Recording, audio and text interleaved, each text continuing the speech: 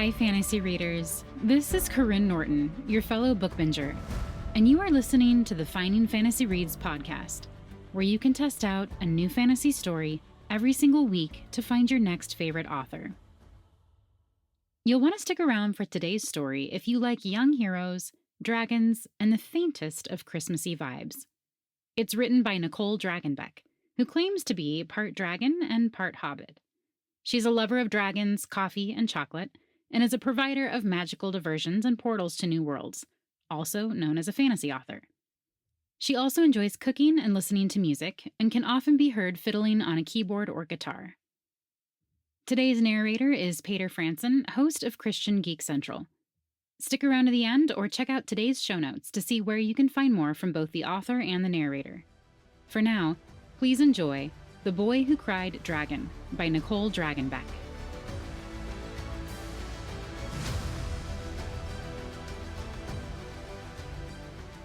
Dragon ho! Henry Odera staggered into Mistfold, his breath steaming in the chill air as he panted, legs burning with exertion. The field he grazed his family's goats on wasn't that far from the town, just over the hill behind him, but the boy had run as fast as his young legs could carry him, and not for the first time. Mistfold was all done up for Winter's Eve, the trees decked with colored glass hanging from gold strings and chains of dried flowers. Streamers of color hung over the eaves of the houses, and candles graced the windowsills.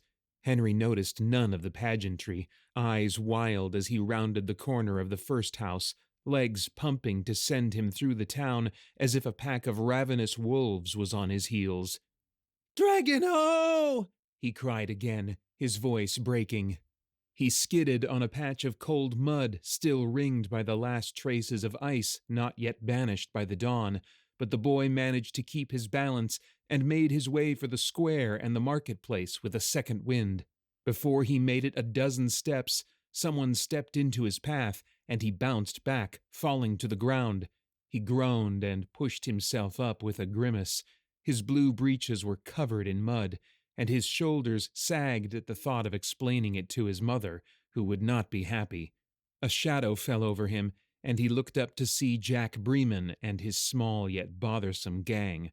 The four boys liked to hang around the steps of Tanver's dry goods and sundries, and seemed to take an unwarranted amount of pleasure in making Henry's life not as pleasant as it might otherwise be. Suddenly his mother's displeasure seemed not so bad. "Hi, Henry," Jack said, his taunting grin showing two missing teeth that were just beginning to come in, sandy brown hair falling into his eyes. "Did another birdie scare you?" "I'm telling you, it wasn't a bird," Henry retorted, getting to his feet in a violent motion, trying to wipe off his clothes but only making the problem worse. The other three boys snickered and gave each other smug looks. Sure, the youngest of the four said.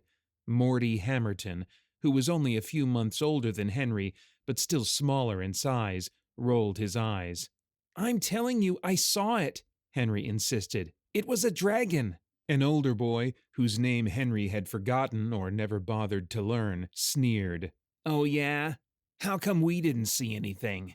He pointed to the clear blue sky, visible above the grazing hills to the east, the mountains in the distance, great towering creatures of stone that went into the frigid north, and Gulmira to the east. "Been watching?" Henry retorted. "You sure you weren't too busy trying to figure out how many toes you have?" Jack shoved him, and Henry staggered back. "Your big mouth is going to get you in trouble." Henry's stomach clenched, but he set his chin in stubborn defiance. "I know what I saw." The boys snickered again, mocking him with the foolish faces they pulled. Jack laughed the loudest. "You've been listening to old Cobber's stories too much. There aren't any dragons left. Everyone knows that." Henry's ears burned, and he didn't have any response to the claim because it was true. He'd only ever heard of dragons and their attacks in the stories that Cobber told by the flickering fire in the tavern with a mug of his favored spiced ale in hand. No serious threat from dragons had been experienced in over 50 summers, and Henry had yet to see 13. But Cobber's gravelly voice painted the tales in bright colors, and Henry's boredom and imagination did the rest. Before he could say anything, the saloon doors of the store swung open, and several people came out. They stopped when they saw the group of boys in the street. "Why, Henry Odera," Mrs. Beading, a good friend of Henry's mother, said. "What are you doing here? Aren't you supposed to be watching the goats? And whatever happened to your clothes?" Jack and his gang snorted with suppressed laughter, and Henry's ears burned. Move along. What's going on here?" A gruff voice demanded, pushing forward from the back of the crowd. At the sight of Elder Jorman, the mayor of Mistfold, gazing down at them fiercely over his prominent mustache, Henry's stomach sank a little further. This day was not going well at all, and it appeared it was only going to get worse. Tanvers, who owned the store, came up behind the mayor, and the two men looked at each other with unimpressed expressions before making their way down the steps and stopping in front of the scene. The festive evergreen bows over the railing of the store porch and painted ornaments hanging from the eaves overhead made it look like they were about to start a chorus of traditional Winter's Eve verses. Henry stood back, and the other boys clustered together, arms at their sides, eyes wide and innocent. Jack pointed. "Henry's telling tales again." "I am not." The mayor smiled at him, not unkindly. "Never mind, son," he said. "But you really shouldn't leave the goats." "Yeah, what if a dragon gets them?" Jack said with a sly smile. "Yes, sir," Henry said with his head down, ignoring Jack's comment. "Good boy. Now, all of you run along now. Stop blocking the path to the store," Tanvers said, making a shooing motion with his hands before turning and picking up whatever conversation he had been having with his customers. Henry stood still, watching Jack and the others warily. He wasn't going to turn his back on them or be the first to walk away. The other boys seemed to share his feeling, resulting in a tense standoff. An older man with white whiskers and a shock of hair to match ambled into view and paused, taking in the scene with a mild expression. Around his neck, he wore a tooth on a leather string. It was the size of a small dagger, curved and jagged. He looked at Henry, and his eyes narrowed. Henry wondered what trouble he was going to be in now. When the man's eyes moved to the other boys, his look changed to one that was merely mildly annoyed. "Looks like this town's been overrun with midget layabouts," he commented in a raspy voice. "I should tell your parents you don't have enough work to be doing, and see what they have to say about that." The boys scattered at once, leaving Henry standing alone. The old man's gaze made Henry uncomfortable, and it took a moment for him to remember who the man was. It was Tam, the hermit who lived on the edge of town. He wandered in from time to time, and all the boys had different stories about why he was in Mistfold. Henry was sure they were all made up. Well, mostly sure. "And don't you have work to be doing too, young Henry?" Tam asked gently. "I won't have any work if a dragon eats my goats," Henry muttered darkly. "There haven't been any dragons here for 50 years, Tam said in the same amiable tone. Henry set his jaw in stubborn defiance. "Just because that's so, doesn't mean one can't come around now. That's like saying you couldn't have been in the dry goods store because he hasn't been in town for months." Henry bit his tongue, sure he had said too much. Tam regarded him and then gestured for the boy to walk with him, and the pair made their way slowly back through town. "All right. What did you see?" "It was big," Henry said, eager to tell more of what had happened to someone who was at least willing to consider he was telling the truth. "But it was more of a shape. I didn't see anything specific, a blur in the air. And wings, giant wings. But the goats were really scared," he added. "At first, it was so high I thought it was a bird, maybe a big hawk, but then it dove closer. It must have seen the herd and thought they would make an easy snack." "A snack indeed," Tam said. "Dragons are quite a bit larger and would need more than a goat or two to sustain them, at least for more than a day. Usually, they would stick to wild ponies or elk, which are plentiful enough further on in the foothills." Why does no one believe me? Henry cried, throwing his hands up. It is not so important if others believe you, as long as you know you uttered the truth as you know it. But this is a dragon, the boy said, exasperated at the lack of appreciation for the severity of the matter and in no moods for useless platitudes. Tam watched Henry struggle for a moment, then patted the boy on the shoulder. Now, look here, young Henry.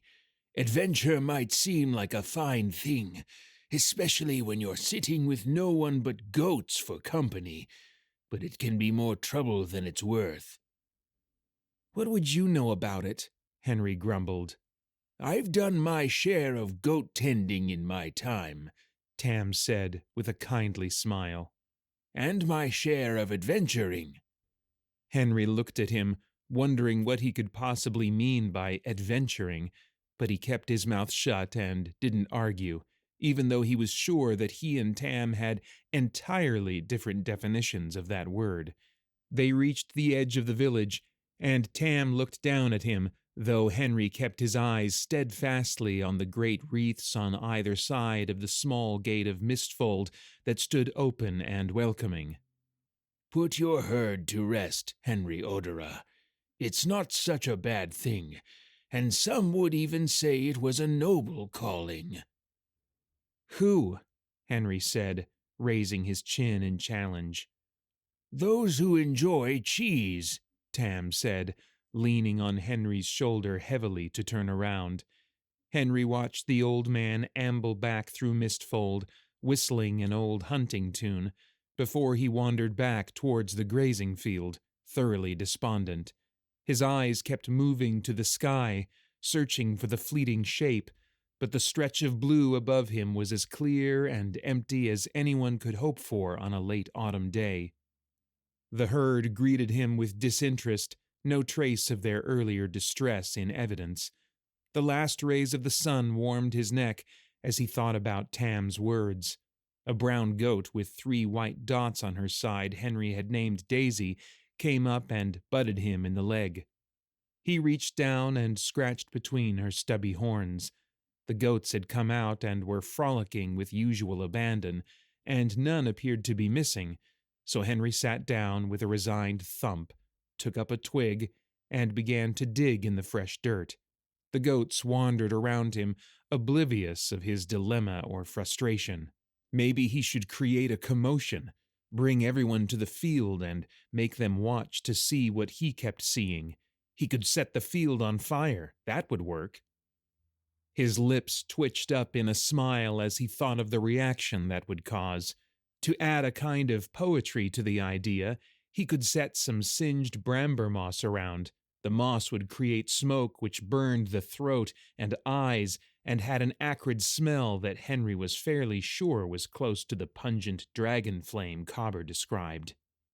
The plant was so foul even goats would not touch it, but witches in the cities would pay good silver for it, and Henry was happy to oblige the odd traveler that passed through the town, looking for unusual bits and pieces and rare herbs to sell back home. Henry knew where it grew under the ropey roots of maple and firs in the deeper reaches of the Damon forest, and there wasn't much opportunity to save any coin, what with being a goat herd in Mistfold. Henry sighed and wiped out the random scratches with his fist and set his chin on his knees. The idea was really no good. It would only tarnish his name further. They just say Henry's telling tales, but if the dragon really does attack— He pointed the twig in a threatening manner at Daisy's nose. They'll be sorry.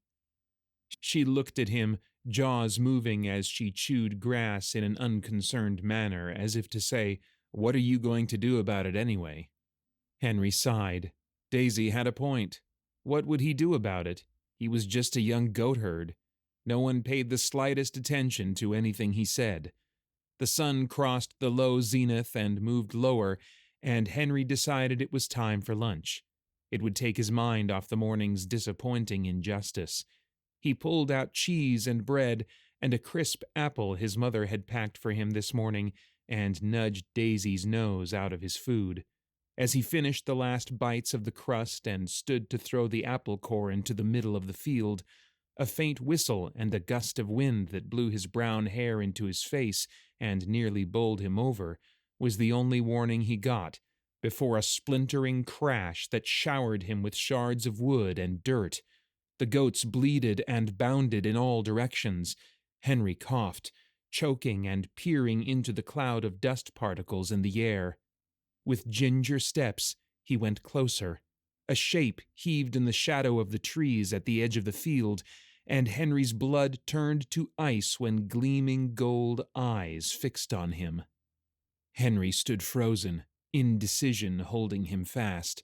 He wasn't quite sure he believed his own eyes, and it was no longer a question of who would believe him or think he was telling lies, but who would know what to do. Cobber, Henry decided in an instant. All his stories. There must be something in one of them that would tell them what to do in this situation. Once more, Henry took off for the village. This time, he did not call or cry out, and dashed past the boys playing knucklebones on the dirt patch just outside the Tanvers Dry Goods and Sundries. Fortunately, his mother had made him tag along to deliver a casserole after Mrs. Cobber had passed a couple years ago, so Henry knew where to go. The house was in desperate need of some care, and one of very few not decorated for the holiday, though someone had thoughtfully placed a pot of holly and white flowers on the garden wall. Henry dashed through the garden gate, up the path, and banged at the door. "Mr. Cobber!" he called out, dancing from foot to foot with impatience. "Mr. Cobber!" At last the door opened, and old Cobber stood in the doorway, blinking. His robe was loose on his frame, and his hair hadn't been combed. He looked like he had just rolled out of bed. "Hello," he said, peering out into the street. "Hello, Mr. Cobber. I'm Henry—" "Down here! Down here!" Henry said with a wave, and the old man looked down. "Oh, a child!" Cobber didn't seem to know what to make of this, but Henry didn't have time to bring him up to speed on his existence. "It's me, Henry Odera. I listen to your stories sometimes and—" "Well, that's nice," old Cobber smiled. "Yes, it is. I really enjoy them, thank you, and I need your help," Henry said as quickly as he could without running the words together too much, because it appeared Cobber was in a bit of a fog. "I'm sorry, my boy, but now is not really a good time," old Cobber said. "I can't seem to find my boots." Henry looked down and saw 10 yellow toes with long nails peeking out from the hem of Cobber's robe. The boy blinked.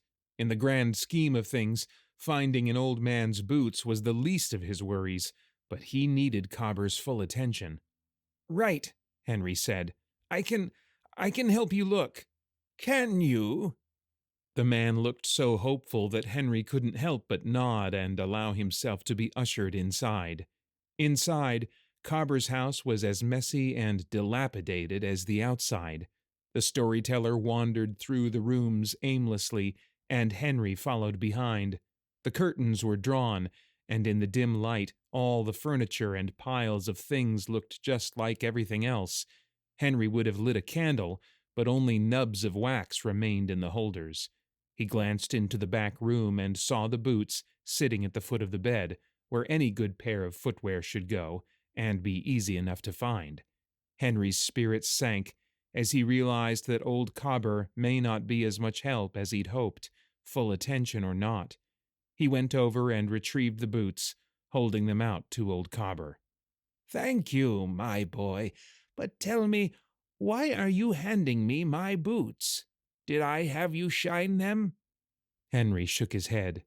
"No, Mr. Cobber. You asked me to help find them." The boy stood there for a moment, then went into the kitchen. There was water in the kettle, so he put it on the stove, and then searched in all the cupboards until he found a box of candles. He replaced all he could find and put the stumps of wax back in the box to be returned to the chandler. The kettle whistled a moment later, and he poured a cup of tea. He waited a moment for it to cool, and then took it to Cobber, who accepted the drink with a wide smile. "Thank you, my boy. What's your name again?" Henry Odera, he replied. "Henry Odera," Old Cobber repeated in a low whisper. "That's a good name. I won't forget that name." Henry very much doubted that was the case, but he just smiled. He had no idea what Cobber was going to do, but he had managed by himself for all this time, and Henry had a dragon to deal with, so he left, opening the curtains as he walked by. Henry carefully closed the front door behind him and drifted down the path to the gate and into the street, giving his mind time to catch up to his steps. He stood there, scratching his head as he tried to think of someone who could help. He could go to his parents, but they were simple farmers. The mayor would just smile at him and tell him to go back to goat herding. The other folks of Mistfold were good, dependable people who knew a lot about growing things and tending animals, and less than Henry did about dragons, which was next to nothing useful.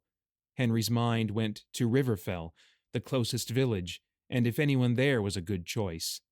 "Henry, what are you doing back in town?" A vaguely familiar voice asked. Henry whirled and saw Tam. "I saw a dragon," he stated firmly. "I need help." "You saw a dragon?" Tam said, and then looked more closely at the boy. "You did see a dragon?" Henry nodded emphatically. "Yes, I really saw it with my own eyes. It fell out of the sky in front of me, ruined my field, and scared away my goats. It has big gold eyes. It's real, and I'm not telling tales." Tam held up his hand. "Okay, slow down. Tell me exactly what happened." Henry hopped up and down and spoke as fast as he felt he could, while still obeying the admonition to slow down. "I was eating lunch, and then something huge crashed into the trees, and I saw gold eyes, and then I came to get old Cobber because of his stories, but I don't think that he'll be able to help because—" He trailed off and gestured at the house behind him with a crestfallen expression. "I don't think so either," Tam agreed and paused, an excited gleam growing in his eyes. "But I can come have a look, and maybe I can lend a hand, figuratively speaking." Henry paused, uncertain Tam would be able to be of any real assistance, but he was the only adult who had actually listened to him and was willing to at least come see what Henry was talking about. The boy nodded and gestured for Tam to follow. He realized within a few steps he would have to match his pace to Tam's old legs. Henry stopped at the next little bend in the path and waited for the man to catch up. Tam groaned and his bones creaked as he walked up to stand beside Henry. "I'm sorry I'm slowing you down." "I don't mind," Henry said. "Well, now I believe you really did see a dragon this morning, because you're not very good at lying," Tam said. "This is not the first time I've seen a dragon, you know. Would you like to hear the tale?" Henry started, but his surprise was short-lived. Somehow that just made sense, and he nodded, glad to have something to make the time not seem so long, as they plodded out of Mistfold and towards the hill. Tam pulled at the tooth around his neck and offered it to Henry. The boy took it reverently. It was heavier than it looked and sharper. "He was a great ugly brute," Tam said, a faraway gleam coming into his eyes. "Green and brown with flecks of diamond in his hide." His storytelling was plainer than Cobber's, but still held Henry enthralled. "It was just a little ways past the Thornton orchard. You know the place?" Henry nodded once, his eyes wide. Where the apple orchards ended, there was a swath of land where nothing grew, with blackened tree stumps ringing it. Some of them sprouted green in the spring, others did not, but none of them ever bore fruit. "It kept stealing cows, carrying them off in the night. All you'd hear was a scream and a crunch, then a great flap, and then nothing. So quick the other cows didn't even catch a whiff of it." "I guess they're not as smart as my goats." "I suppose not," Tam agreed. It went on for days, and we had no idea what to do or how to make it go away, certainly not how to kill it. How did you figure it out? Henry whispered. We didn't, Tam said, and there was no shame or regret in the admission. A thaumaturgist, a wizard, you know, and his companion were tracking it. He helped turn our ordinary steel blades and a few of our pitchforks and farm tools into dragon blades, and we set a trap for the beast with bait in the orchard. The thaumaturgist dusted the poor cow's hide with dragonbane. It was the only reason we had a chance. It was over quickly, but still, the dragon laid waste to an entire field and a crop of apples. That's why they say it's bad luck, Henry said, remembering the dares the boys would make to sneak into the wasteland and bring back a twig to prove their fearlessness. Tam laughed. Not bad luck, just poisoned by dragon flame. He fell silent. The thaumaturgist loaded the beast onto the wagon. We got to keep one tooth. Why doesn't Cobber tell that story? Henry wondered. He was just a suckling babe at that time. Doesn't even remember his pa going off to fight or his mother staying up for days worried out of her mind. So you're the last one left? Henry guessed, and Tam nodded, smiling the kind of smile that made you think of old friends and faded memories. Well, I'm glad that you were still in town so I could find you, Henry said. So am I, Tam said. They crested the hill, and Henry's eyes widened. He hadn't realized the extent of the damage to his field. Great furrows of exposed earth and torn-up grass showed where the dragon had crashed. Smoking tufts of grass and the flickers of flame in the larger bushes suggested something much more had happened here than a single dragon falling to the ground. Where is it? Tam said. Henry pointed, and Tam held out his arm. Help me.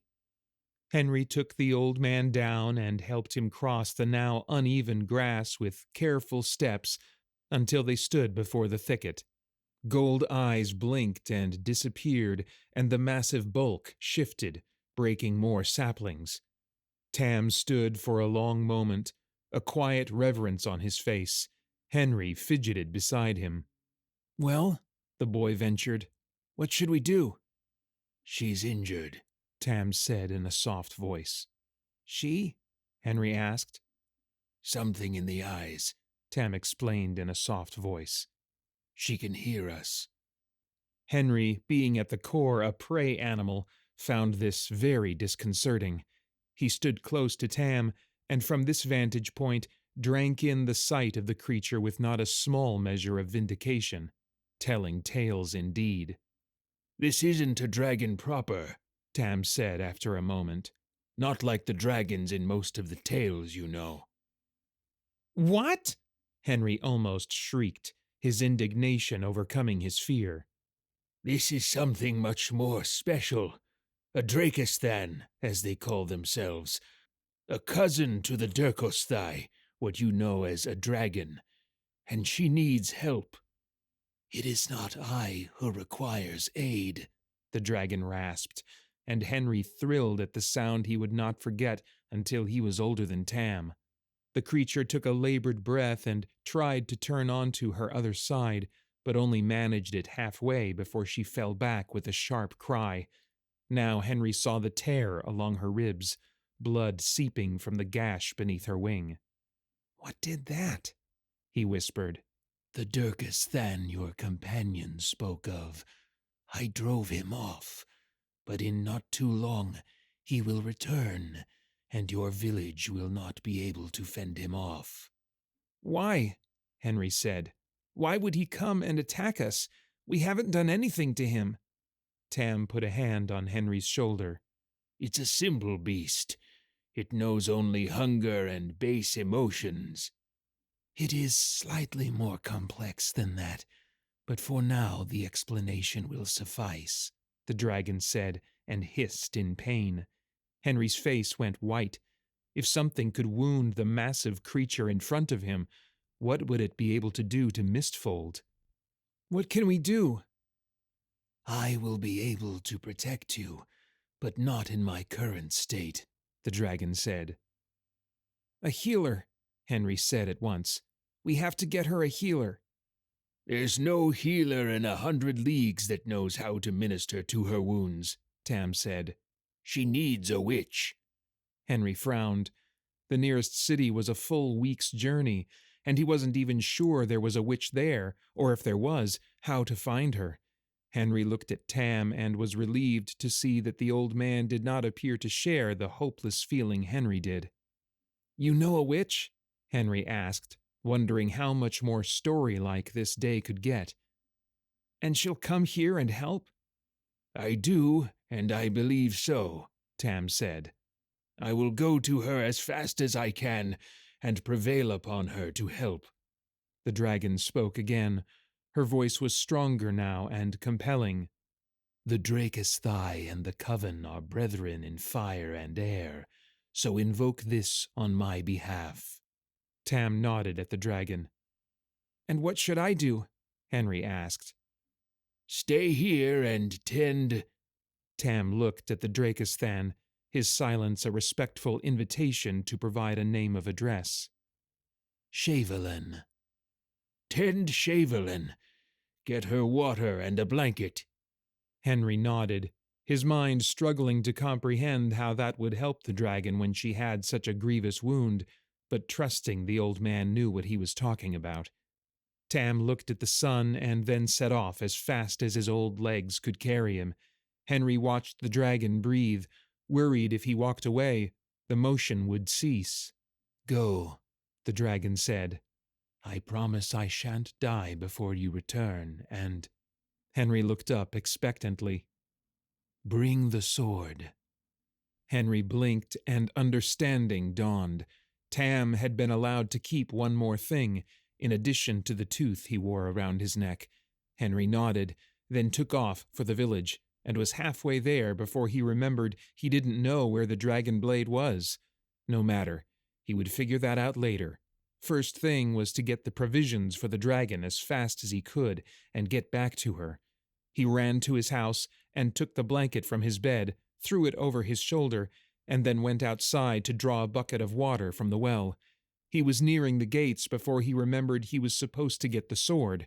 He deposited the blanket and bucket behind the nearest fence, which was covered in ropes of dark holly and sprigs of bright red berries, then pelted for the general store. "Where does old Tam live?" Henry yelled out, and the 4 customers in the store and Tanvers behind the counter all looked up. "What's the trouble, Henry?" Mrs. Washerby asked, taking a step forward with a concerned expression. She cradled the sack of flour like a baby, but looked ready to drop it if his words necessitated such a thing. "Nothing," Henry said quickly, and thinking even faster. Now that he knew the dragon's story, he didn't want a bunch of people poking around up in the field. "He wanted me to tell him if I saw a man in a red hat coming down the road past the goat field." Tanvers sighed. "Henry, we're going to have a talk about all this yelling about nothing.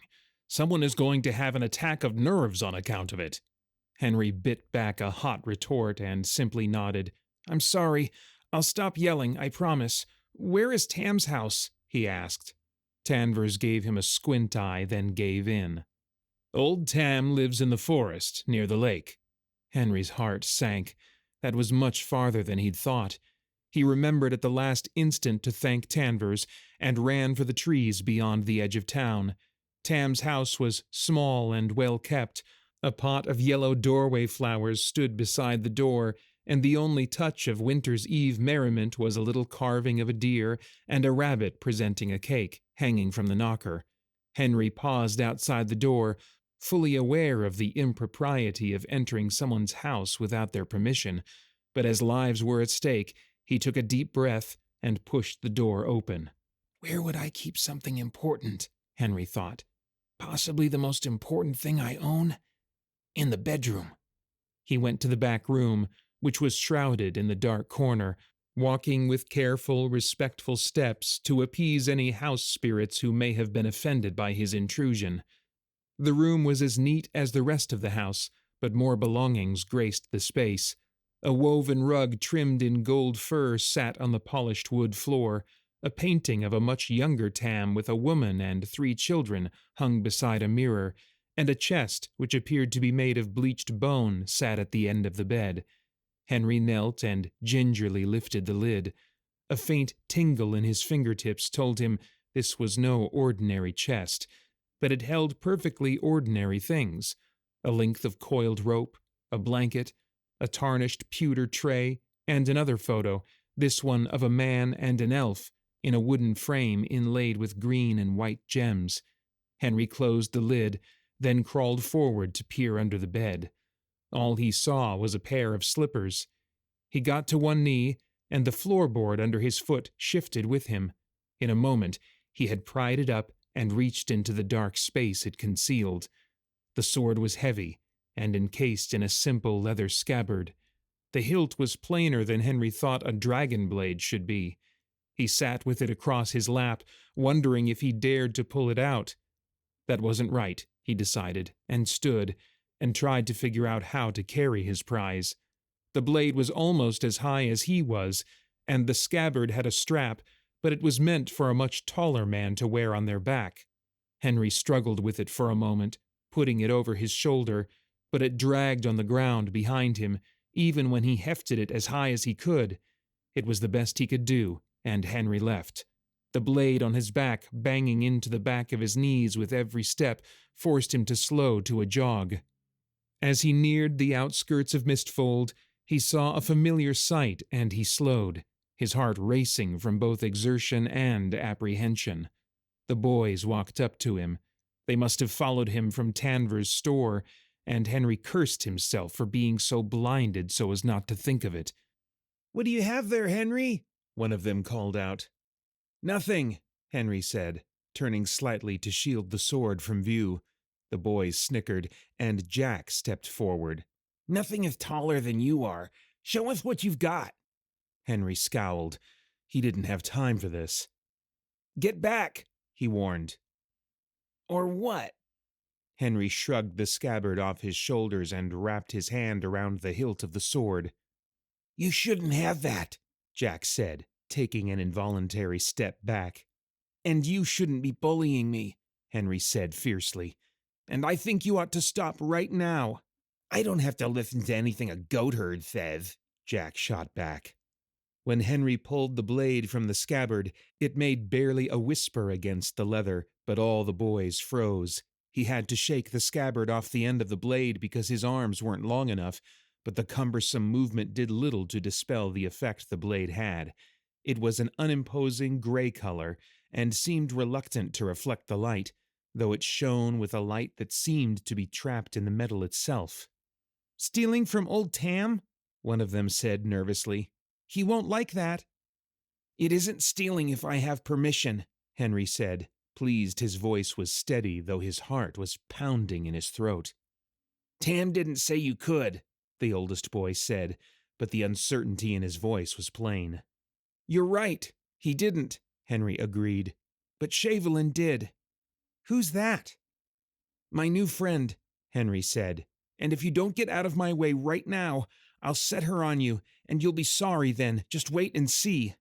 Making threats was a new activity for Henry, but it paled in comparison to all the other new things he had done that day, and still had yet to do. Though he had no good plan for how to execute said threat if he had to, the sword in his hands gave him unfamiliar confidence, and the recognition of it in the other boys' faces only bolstered the feeling. A muted roar sounded from the other side of town, and Henry's breath caught. Without thinking, he raised the blade and took a swing at Jack's head, and then ran, snatching up the scabbard and dragging both behind him. Jack fell back with a shriek, and the boys watched Henry run away. When he was sure he was out of sight, he put the sword back in its protective covering and replaced it on his shoulder. The bucket and blanket further slowed him to an uneven hobble as he was weighted down, and his arms and legs were burning when he arrived back to the field. The goats were at the far end, nervous but not overly agitated. Henry staggered up to the demolished clearing and found the dragon unmoving. He dropped his load and crept closer. "Shavelin," Henry whispered, fearing the worst. A golden eye cracked open, and the dragon moved sluggishly, and his heartbeat sped up with relief. "I brought water." Henry hoisted the bucket with both hands. He stood, eyes wide as the great head moved towards him. The immense snout took the bucket from him nimbly so as to not scratch him, and upended it as easily as any of the men downed a shot of whiskey. The bucket clattered to the ground, and the dragon groaned. "Thank you," she murmured. Henry nodded. "Does it hurt?" "Only when I breathe," she told him with a curious huff that Henry recognized as laughter behind the pain. "Can you put that thing further away?" Henry leaned the dragon blade against one of the few trees still standing at the edge of the thicket. Then he took the blanket and put it over her side. It looked more like a bandage on her. Red soaked through almost immediately, and the sight made Henry a little queasy. That blanket wasn't going to be of any use to him anymore. The dragon was trembling with shivers, and Henry, not knowing what else to do, put his arms around the wide bulk of the dragon. The deep bass of her heartbeat thudded in Henry's ribs, and he nodded in time, pressing his cheek against her warm scales. His own breathing slowed, and the speed of his heart matched the great creature of air and fire. Henry heard the woody tones of pipes in each motion of the dragon's lungs, and the flickering glimmer of lights off her scales and his eyelashes sounded with dancing bells. Shavelin took a deep breath, a breath that went on, and then expelled it into the silence. Henry opened his eyes and peered up at her. "That feels better, thank you," the dragon murmured. Henry nodded, though she couldn't see him, and he had no idea why she was thanking him. The boy turned and sat with his back against her, thinking it was maybe better that he stay closer, if it did help the dragon, even just a little. The late afternoon dragged out, and Henry must have dozed because the next thing he knew, he was being shaken awake. He opened his eyes to the sight of a woman he had never seen before, Tam standing just behind her. No introduction was needed for Henry to know this was a member of the Coven of Yi. The witch had silver hair, and the green stone in the pendant around her neck matched her eyes. Her black robe flowed like the darkest smoke around her form, and tiny gems sparkled in the light every time she moved. Henry couldn't stop staring, and it was hard for him to tear his eyes away when Tam cleared his throat. "Henry, this is Kaelina," Tam said. "Kaelina, this is the boy I told you about, Henry Odera." "Hi," Henry said, suddenly very shy. The witch inclined her head in the most graceful nod Henry had ever seen. "Greetings, Henry Odera. It is my great fortune to meet you."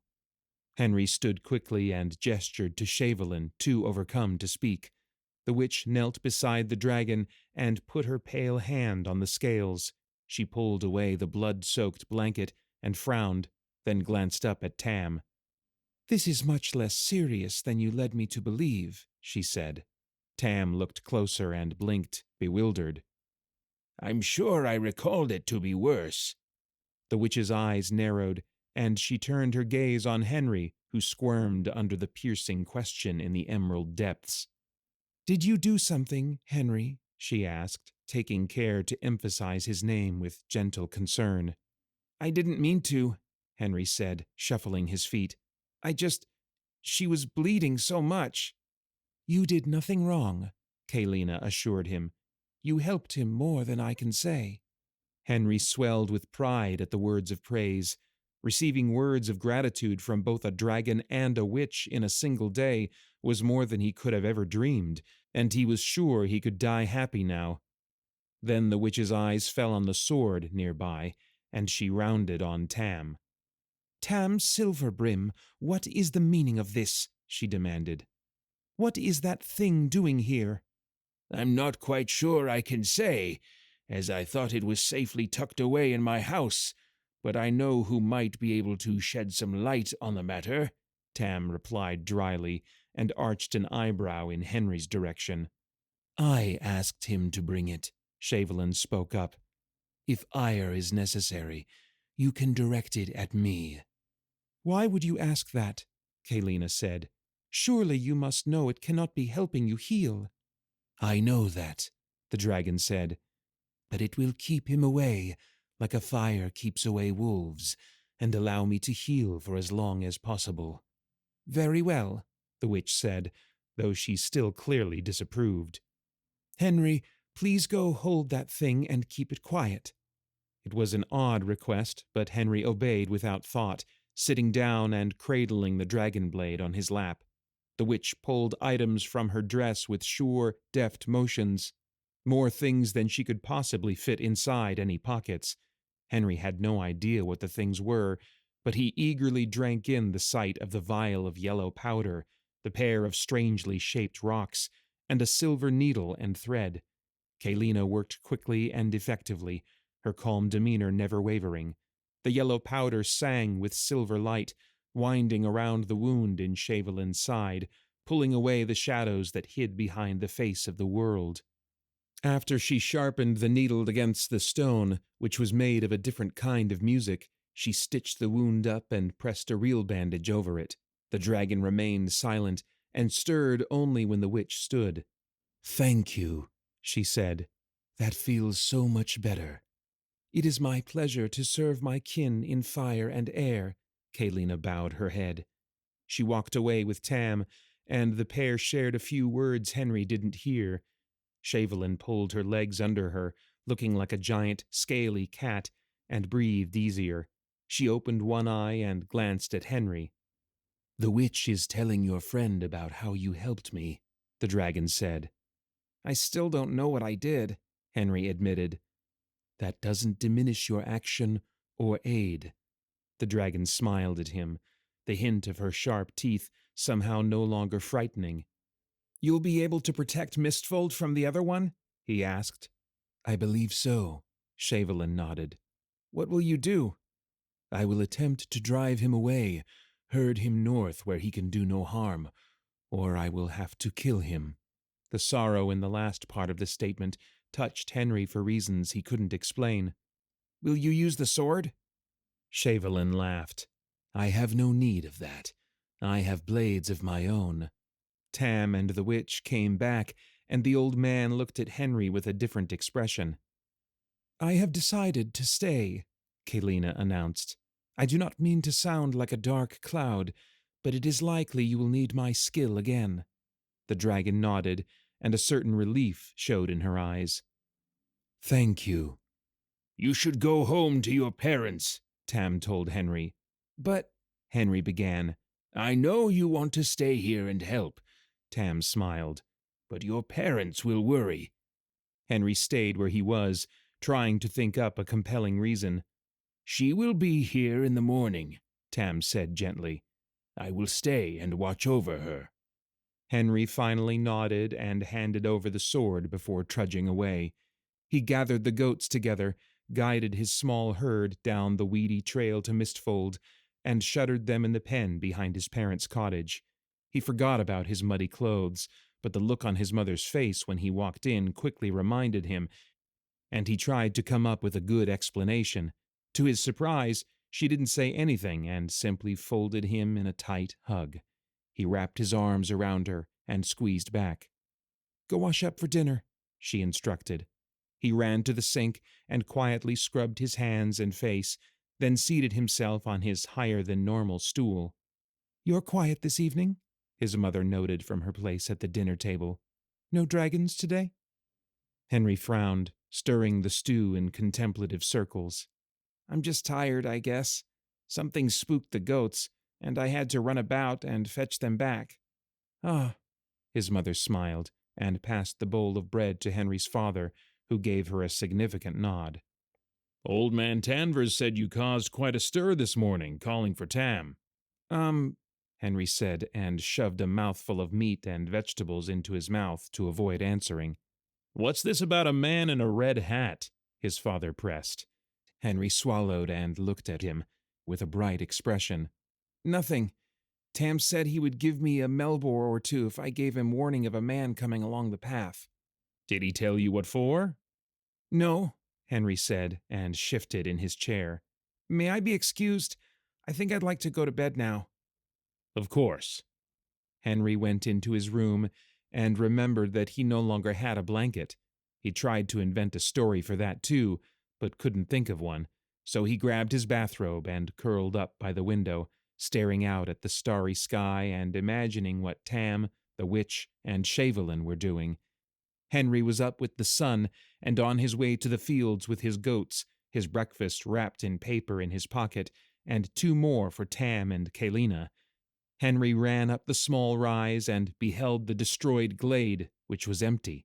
He spun in a circle, searching for man or dragon, but there was nothing.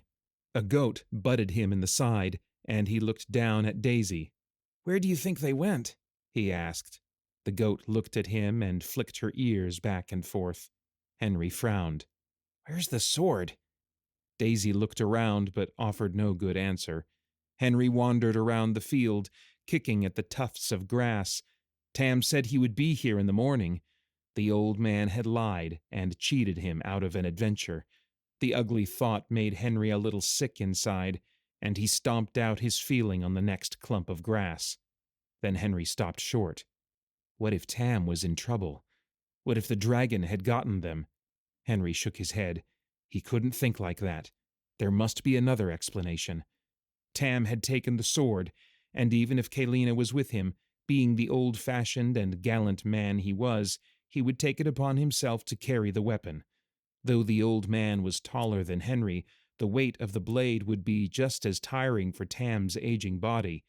Henry dashed in ever-widening circles around the field, eyes searching for familiar furrows, but it was Daisy who eventually found what he was looking for. The goat munched the freshly exposed roots with a contented, eyes-half-closed expression. Henry gave her a quick scratch between the horns before he took off in the direction the tracks ran. He passed through a stretch of white-tipped trees and looked down into the small valley before him, littered with the remains of an ancient rock slide and a powder dusting of snow. In the distance to the left was the black waste that ended the Thornton orchard before trees began again. Hovering and plunging far overhead like giant hummingbirds, 2 dragons fought in a life-or-death dance of aerial acrobatics. On the ridge of the other side of the valley, a small figure in black stood with her face upturned, eyes closed, and her arms straight at her sides, fingers splayed. As far as Henry could see, she wasn't doing anything but standing there in the odd pose, but the strain making the tendons in her neck stand out and her face go white suggested otherwise. "Henry!" a hoarse voice called out, but it took the boy several long moments before he saw where it emanated from. Tam leaned against a rock, jutting out of the ground, his legs stretched out in front of him. Henry dashed over to him and fell to his knees beside the old man. Tam was breathing in shallow gasps, and though Henry couldn't see blood, something felt very wrong. "Are you hurt?" he asked Tam, looking again for blood that wasn't there. The old man shook his head, eyes closing in a long blink before they half opened again. "I'm just helping Kalira." He opened his hand, and Henry looked down at the brilliant black and gold bead in his hand. "We have to keep Shavelin's wings beating," Tam said, his voice fading with his strength. "It's our only hope." That was what the witch had been concentrating on, channeling borrowed energy from herself and the old man to the dragon. Some part of Henry's young mind understood that without being able to put it into words. He also understood that the 3 were now connected, and if one fell, he shook his head. "Give it here," he said, but Tam held it away from him. "It doesn't work like that," he said very softly. "Balance. Everything must balance." "What happened?" Henry demanded, helplessness growing. "Why did you leave?" "To draw the dragon away from Mistfold," Tam said, his voice so faint Henry had to lean close to hear. "We tried to get to a more advantageous spot to ambush it, but it attacked us instead." "What about the sword?" "That beast is smarter than it looks. First thing he went for. Snatched it out of my hands like nothing and threw it like a twig. It gave Shavelin a moment to gather herself and draw first blood, but it didn't slow him for long. Henry's heart sank, but he swallowed hard and pushed away the dread coloring the situation facing them. Peeking over the top of the rock into the wide sky, he had to search for the small dots that were the dragons circling above. He bit his lip, deliberation scrunching his face into something resembling pain. The dragon blade. He had to find the weapon. Before he had a chance to move, a familiar whistle reached Henry's ears, and he put his arms over Tam's head, pulling them both down, trying to make them as small as possible. The thunderous crash of something hitting the ground came, and Tam grunted in pain. The sound was echoed with a scream from the valley. Henry winced, but there was nothing he could do. Snarls issued, one low and guttural, the other with unmistakably musical undertones, and Henry breathed a small sigh of relief. Shavelin was alive, but judging from Tam's still form, just barely, and not for long. Henry stood, crouching so he was still protected by the boulder. Tam stirred, roused by the movement, and tried to grab onto the boy, but his arm only came up to hang in the air for a moment before falling back into his lap. Some things you just have to let blow their course and pass you by, Tam said. Trying to fight a winter gale is futile at best, and foolhardy always. Henry knew the parable, but didn't think it applied here. If he just sat and let this pass by, Mistfold might be history. He had to at least try something. "Stay here," he ordered. "Where would I go?" Tam replied and coughed, his fingers spasming over the witch's magic bauble, the only thing keeping Shavelin alive. Hissing, snapping, and the occasional strangled scream of agony led Henry's dash forward, dancing between rocks littering the battlefield, until he was as close as he could get without walking out into the middle of the fight. He crouched down behind the nearest boulder, hardly daring to breathe, and then turned to see what he faced. The wound in Shavelin's side had opened again, and more deep cuts ran down her back. One membrane of her wing was shredded down the middle, and even from where he hid, Henry could see the appendage quivering with pain. The second dragon, the Durkasthan, dwarfed Shavelin, easily 3 or 4 times her impressive size. The bronze gold of his scales was darker than hers, but they shared the same pale ivory underside that made them all but invisible from the ground. The pair faced off, a small space between them showing the respect for the prowess of the other. Shavelin kept her head down, and the Durkasthan hesitated, wary of her sharp teeth and claws, but when she did not advance, he reared up and spat a stream of fire at her. Even from this distance, Henry's skin burned, but the flames sputtered and died on Shavelin's scales. Still, she whined and shrank away, and he lurched forward. He stalked towards her, enormous wings dragging on the ground, carving steaming rifts in the light layer of snow. Something glinted in the light of the foul-smelling dragon flame, and Henry's eyes widened. It was the dragon blade, lying just out of arm's reach. He looked up at the dragons, but they were preoccupied with each other. Henry took a deep breath. It was now or not at all.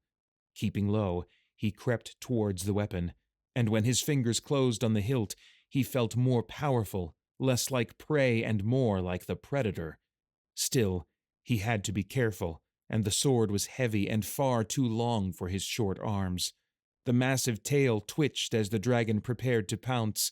Henry moved towards the Durkasthan and took a final step forward, swinging the sword above his head with all of his strength, and drove it into the Durkasthan's wing, pinning it for a brief moment to the earth.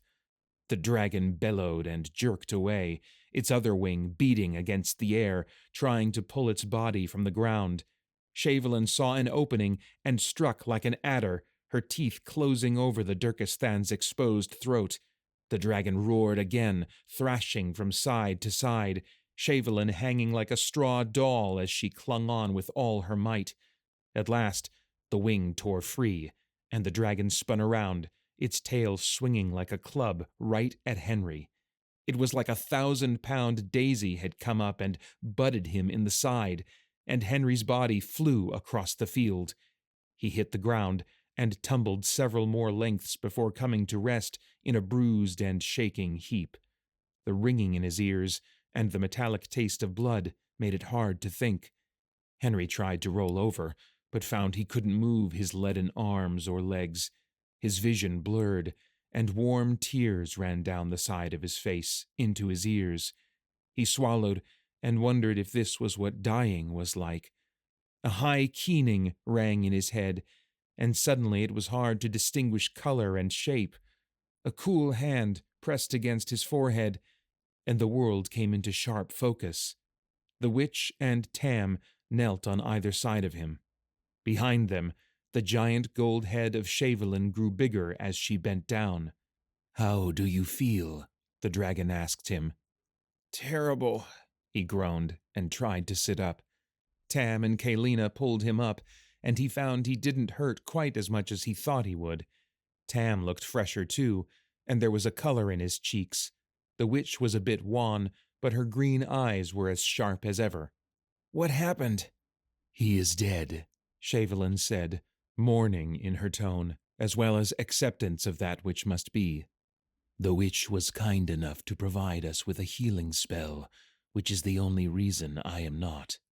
"Your help was invaluable, Henry," the witch said. "Without your action, I would not have been able to maintain the link with Shavelin." "And I would not have finished the task with my own life," the dragon added. "You were truly heroic." Henry's cheeks warmed, and he tried not to let his smile stretch his whole face. He looked at the body of the dead dragon with wide eyes. Even unmoving, it was a formidable sight. The snow around it had melted but was now refreezing into a sheen of ice. May I touch him?" he asked Shavelin. She gestured with her sharp chin, the permission more in her eyes than the motion. Henry picked his way across the field, careful to step around the golden scales as big as both his hands, cupped together littering the grass. Up close, the carcass was less majestic, the hide torn in multiple places, jagged flesh seeping red. The twisted angle of the neck and dim eyes gave no evidence to the power and grace the creature had in life, and it made Henry sad. After a small hesitation and internal debate, the boy placed his hand on the side of the creature. It was like a cool stone, and he withdrew his hand quickly. "You'll need a friend to help you carry him away," Tam was saying as Henry wandered back. Shavelin's eyes grew wistful. "Unfortunately, friends are in shorter and shorter supply these days." "The Drakesthai are truly going north," the witch said, though the question was more of a statement. The dragon nodded.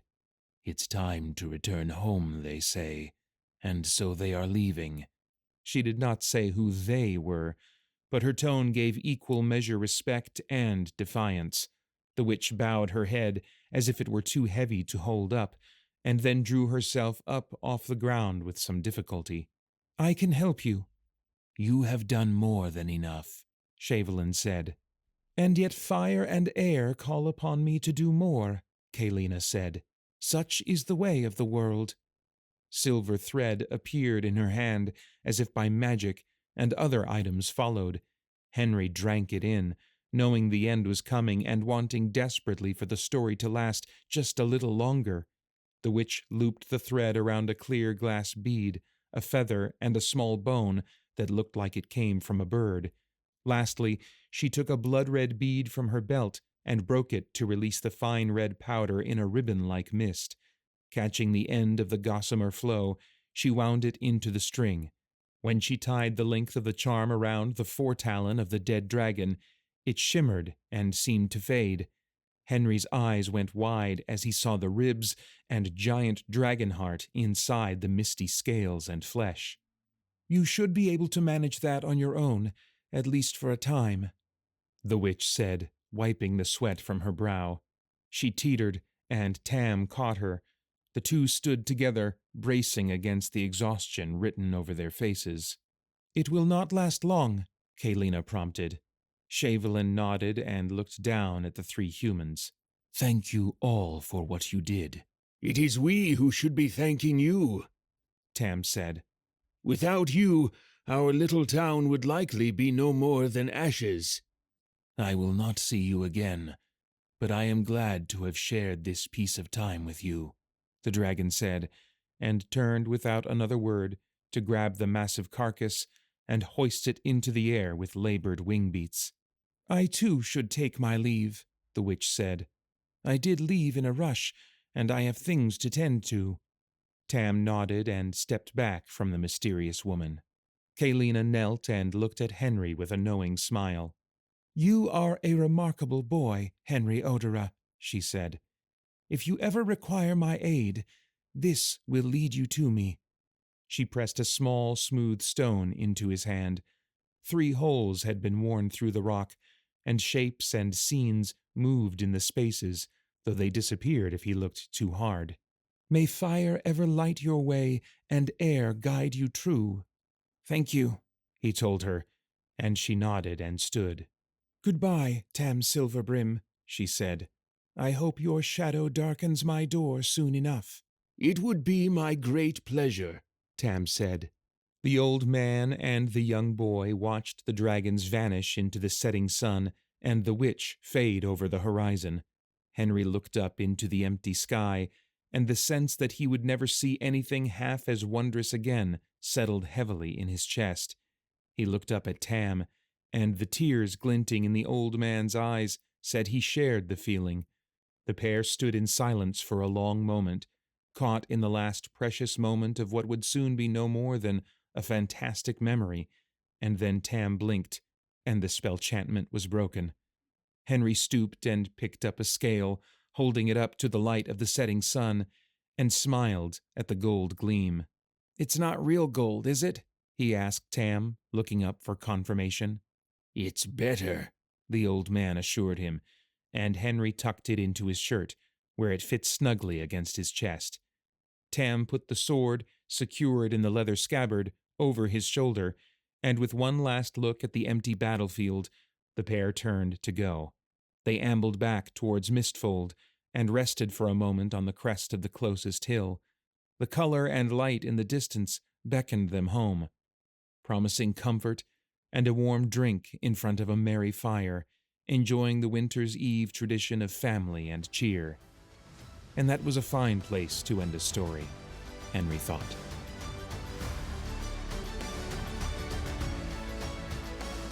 I hope you enjoyed listening to The Boy Who Cried Dragon by Nicole DragonBeck, narrated by Paeter Frandsen of Christian Geek Central. If you want to read more by Nicole, go to dragonbeckbooks.com to find more of her books.